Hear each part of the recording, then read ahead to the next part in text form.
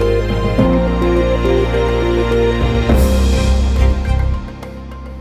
evening, whakaalawhalahiatu, and welcome to tonight's bulletin of BCN News.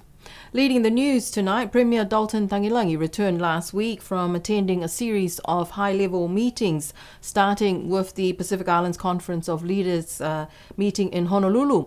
And he also attended the state funeral and the committal service for the late Her Majesty, the late Queen Elizabeth II. Here's more on that story. This is the one for the committee. Premier Dalton Tangilagi said that he was extremely humbled to receive an official invitation from the royal family to attend the state funeral of Her Majesty Queen Elizabeth II. The evening before the funeral, a few of the leaders were invited to a reception hosted by His Majesty King Charles III and the Queen Consort at the Buckingham Palace. The state funeral for Her Majesty Queen Elizabeth II was held at Westminster Abbey for most of the world leaders who were invited, but the Premier was also invited with the select few leaders to join the royal family at the committal service and the burial at St. George's Chapel at Windsor Castle. Premier Tangilagi said it was an honour that he never expected and is greatly humbled to have been invited to be there to represent Niue and her people farewell our former head of state. Before attending the funeral in London, Premier Tangilagi was in Honolulu in Hawaii for the Pacific Island Leaders Conference, and he said that he is very happy with the outcome and the subsequent decisions made by the US government after some robust discussions during this conference. Premier Tangilagi said that he was open and frank in his interventions about the treatment of Pacific leaders by the US. He raised the value of respect as the linchpin of the Pacific Way, and the respect for leaders is very important to the Pacific Islands. Premier Tangilagi said that he told the meeting the US needed to understand that sending a deputy secretary to meet with the leaders of the Pacific Islands is, one, not appropriate, and was also not showing that respect for Pacific leaders. He said in the Pacific cultures, leaders talk to leaders. Leaders do not talk with officials. In an historic move, the US government last week announced its recognition of Niue and the Cook Islands as sovereign states. Last week, the government announced the shift in the response to COVID-19 from a disaster response to that of a health response as the island transitioned to business as usual. The Health Department also want to make clear that the requirement to isolate is only expected for people who have received health orders to isolate. BCN News spoke to the Director General of Health and Social Services, Gayleen Tasmania.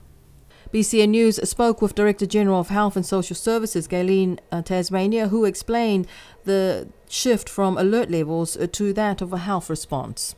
The shift is more from a disaster response to a normal public health response, meaning that we don't have to have those alert levels that we've been using and have been our guide for national response. If we drop the levels, it just means all the public health measures remain in place. It's just that if we have a case, we're not going to go to yellow, and if we don't have a case, we don't shift back to blue. So there's none of the shifting, and people tend to forget, or then they've got to try and remember, what are we supposed to be doing in yellow versus blue? And we certainly don't want to go to red at any time. So since QFT, we've had more than enough practice with shifting of levels, and so as long as we maintain the public health measures and responses, then the alert levels we basically are saying we're closing off a disaster response from a national level, and we're just going to treat COVID response as part and parcel of communicable disease or infectious disease public health response in that manner. So no alert levels, but all the public health response measures remain in place, including the entry requirements to get into Niue. Tasmania said that people should also be mindful that since June 27th, when the island went into quarantine-free travel, people are permitted to move around freely, but they also recognise that some people take it upon themselves to self-isolate as a matter of personal choice. That's a personal choice. Yep. So it doesn't matter what we put in place, and even as we have done in the last 2 years, and as we transitioned into QFT, people still did things on their own. They decided to do this, even though we said it wasn't necessary. So we know that's a personal choice. There's nothing wrong with it. If you choose that makes you feel a bit more secure to do that, then you go ahead. But if others choose not to do that, that doesn't mean that they're wrong. It just means they've decided not to, and others have. So it's a personal choice, but it is not something that is part of the national response. We are now in quarantine-free travel. You come off the plane, others choose to mask up for the first 3 days, and that's fine. Others choose to stay away. Again, that's their own personal choice. It's not something that government is saying it's a policy. We are in quarantine-free travel. But if you decide to do that, it's really up to you. But again, if you decide to do that and someone else decides not to do that, there's nothing wrong with that. So the Health Department also want to make clear that the decisions of people to voluntarily isolate for 5 or 7 days after arriving on the island is not a requirement of the Health Department.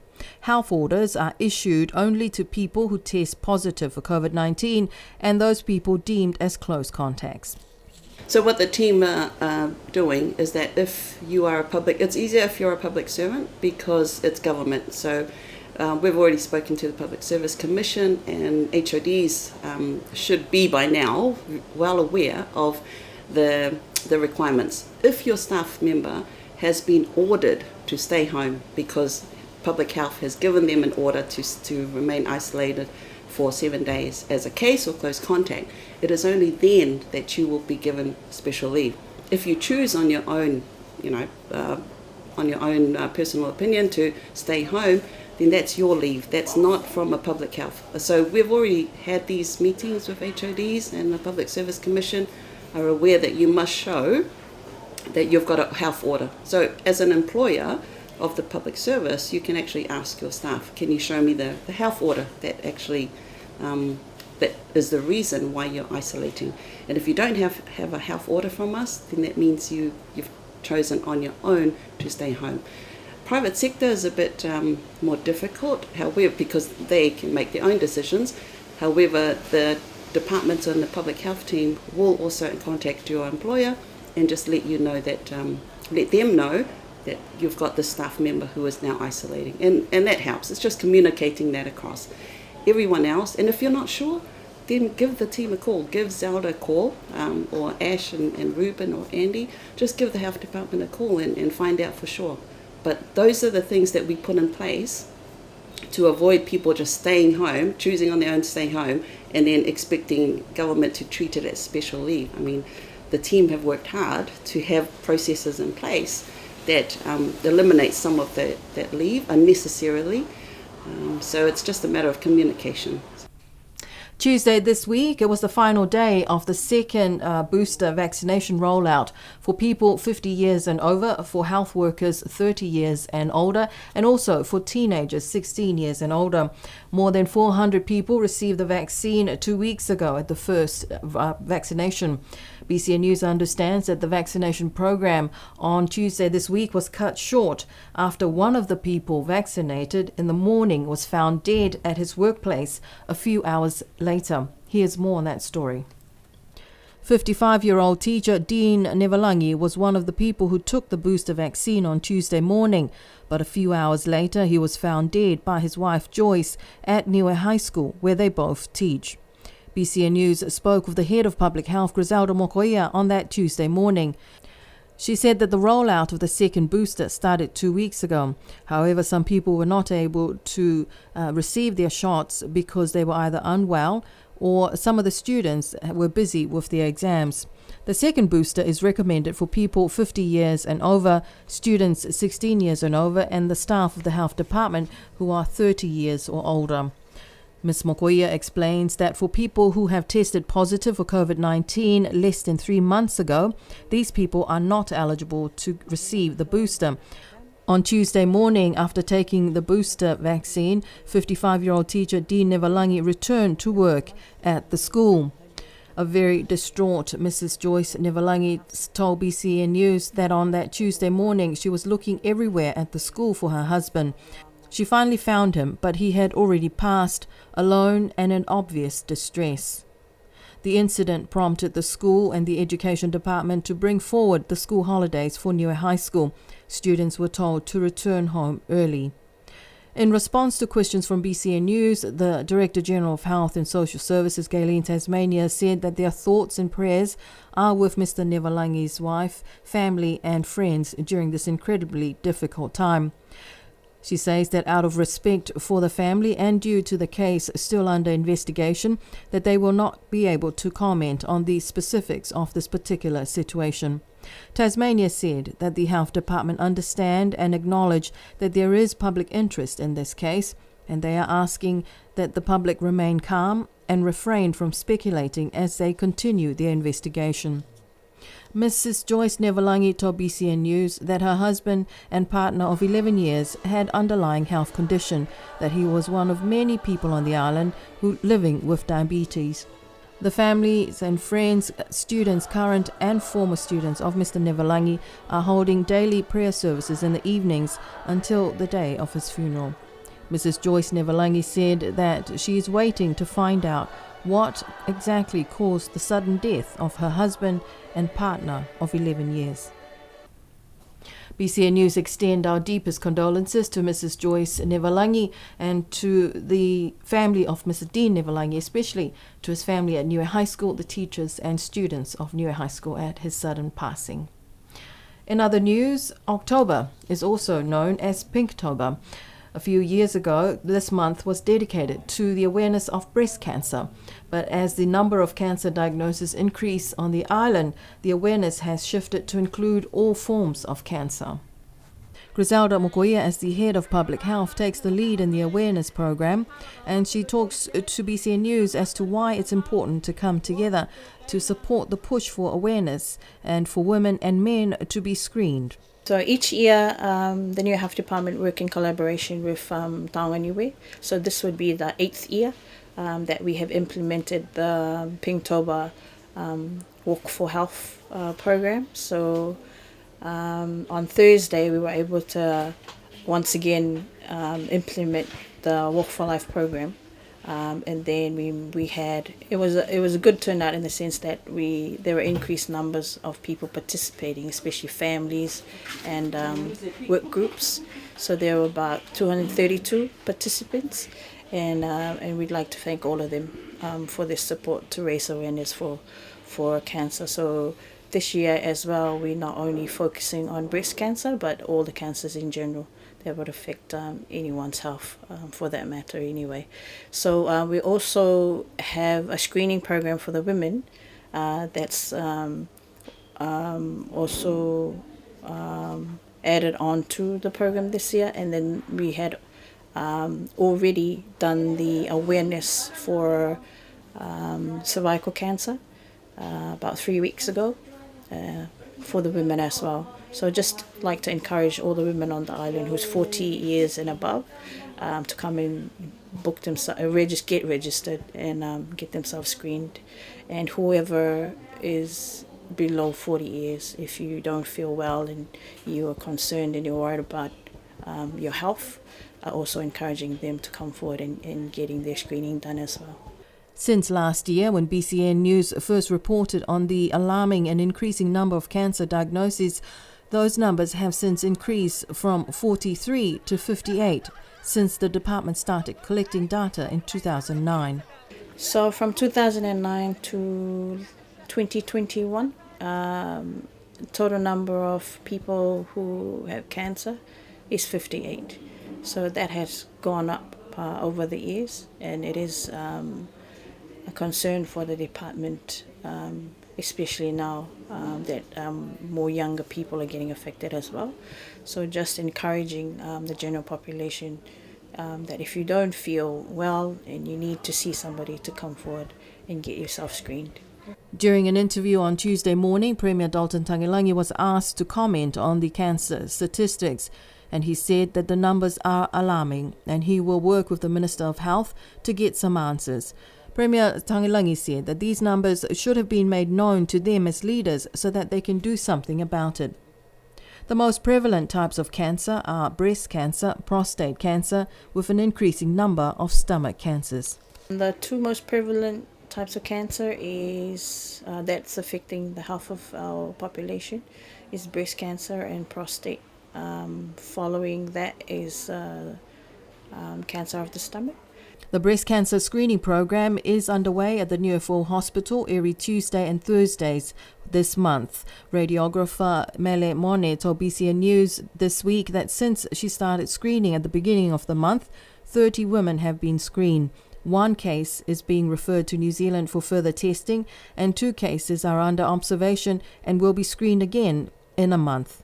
Next month, November, is Awareness of Men's Health, and a screening program will also be offered for men to be scanned in the Health Department's efforts to diagnose and ensure early detection of cancer. So ladies, if you haven't yet, please do go up to the Nuefu Hospital to be part of this screening program. Today is also known as World Sight Day. The day is observed every year on the second Thursday of October to raise awareness about vision impairment, vision care, and other issues related to eyes. Today, we spoke with Niue Tolomakia Auloa, or the National Disability Organisation's representative, Kathy Sofia, who lost her sight in 1996. She speaks to us about the importance of World Sight Day.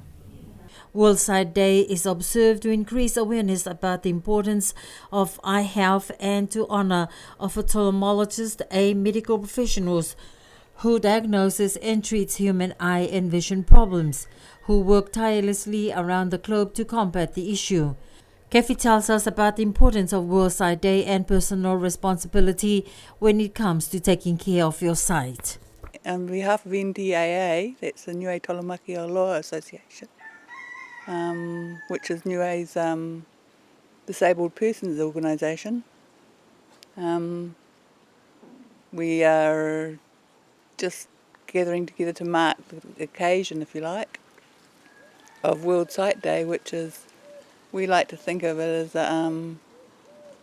we want to aim at prevention, if people appreciate what they've got, and do whatever they can do to keep it. And prevention is better than trying to fix things, I guess, if you like.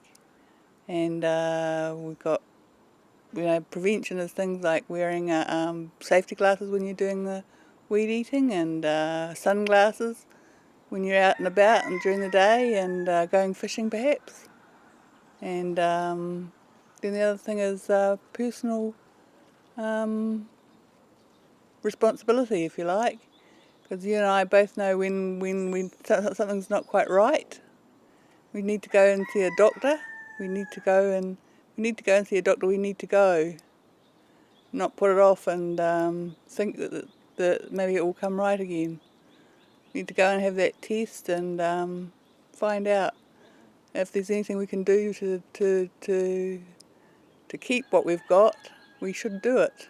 According to World Health Organization, WHO, at least 1 billion people worldwide suffer from near or far-sightedness in aspects of life, including daily routine, employment opportunities, and even the ability to use public services, can be significantly and permanently impacted by vision impairment and blindness. Kathy Sofia is encouraging the public and the young people not to take for granted your eyesight and take care or seek medical advice if you think things are not quite right. Don't take things for granted, and do what you can do, when you can do it. If you've got to go see a doctor, you've got to go see a doctor. And you need to do that as soon as you can. Because there's things you can do to sort of, if there are things you can do to improve matters, you should do them. It's a lot to do with taking personal responsibility, I think. And to end the news tonight, despite the wet and windy conditions on Saturday, people still turned up to the village green at Avasele for their annual show day. Cars lined up around the village green as locals and tourists turned up for the first show day since June this year, when Hakupu held their annual show day. Here's Losana Sioniholo with that story.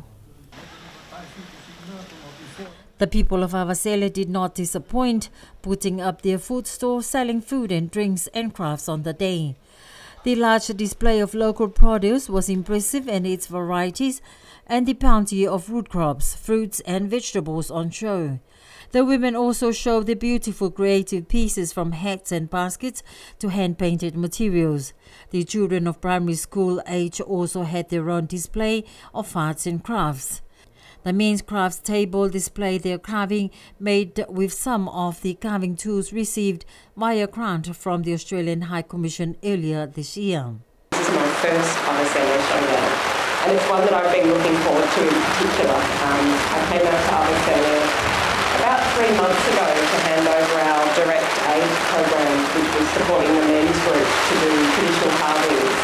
And I've been looking forward to coming and seeing the work that comes from that project. And when you provide community grants, sometimes you're not sure where they're going to go and how useful they are. But I think a grant that can bring community together to build traditional skills and stay connected, I think, is always a good thing. A Wasile member of the Whanoi Pule Assembly Man Peter Wakanofisi thanked the people of the village for turning up to support the day and for putting on an impressive show for the visitors and dignitaries.